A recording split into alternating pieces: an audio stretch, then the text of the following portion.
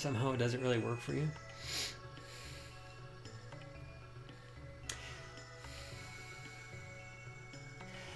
Like it always pushes me away, but I do understand it works for some, but not necessarily others. Oh, you mean like stained glass windows? You think that does that turn you off?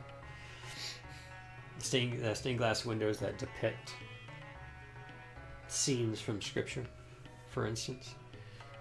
It's been referred to; those things have been referred to as the gospel of the poor, who could not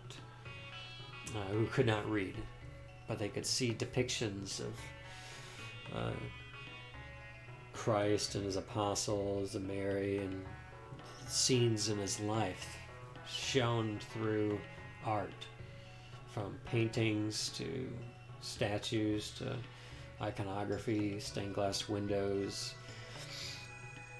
Everything communicates to it. Let me give you a good argument. All right. A good argument.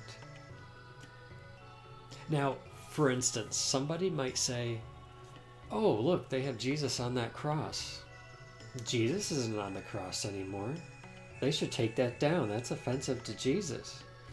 Well, I mean, number one, then don't put baby Jesus in the manger and the nativity scene outside of your church, then, if you're going to make that kind of argument. But that's too simplistic. When you read the crucifixion in Scripture, now, we can read, that's cool, right? But that may not have been the case, all right? So we got to keep that in mind. When we read it, it creates images, pictures in our mind, right? We can see the story unfold. These words, these symbols, these sounds are conveying to us meaning that become pictures in the mind that correspond to the meaning to the event. There's a correspondence now between the meaning that's being conveyed. So when we read the crucifixion, we're not, wait, we gotta tear that out of our Bible now because it's creating an image in my mind of Jesus on the cross. No.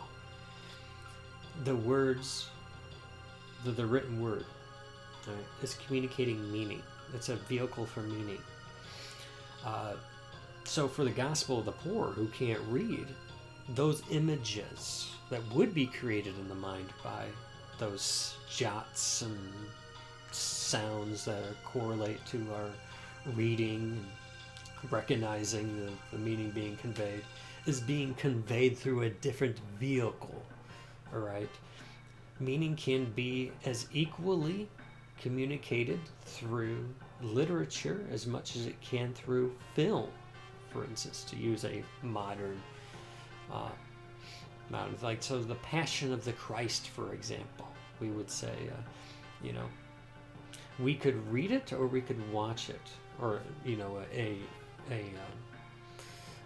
a film artistic expression of the meaning.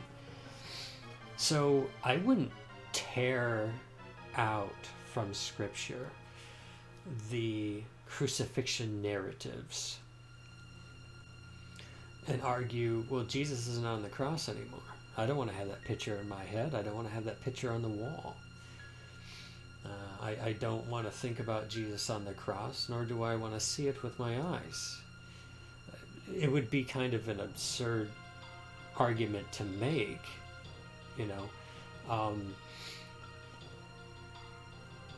if literature is not serving as a distraction to us, if the written word is conveying meaning to us, and it's not distracting us from the reality that it's trying to convey, why would a different vehicle be argued to be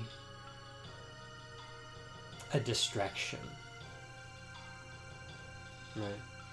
Why would that be conceived as a distraction? Literature? Okay. Crucifix on the wall? Not okay. Why is the artistic medium, why is the the vehicle for communication being put into different categories, that we're only going to allow ourselves to picture the crucifixion in our mind when we read these words on this page, and we're not going to look at a crucifix on the wall to have the same effect.